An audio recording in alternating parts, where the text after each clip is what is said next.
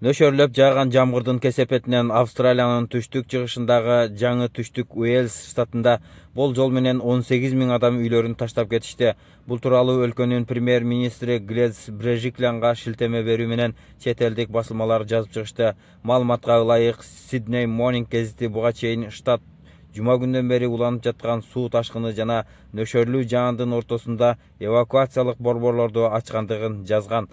Ушул убакка чейин Мид-Норт жээктеринен 15 000ге жакын адам үйлөрүнөн эвакуацияланды деген премьер-министр брифинг учурунда. Глэдис Брежиклян нөшөрлөп жааган жамгырдан улана берерин дагы кошумчалады.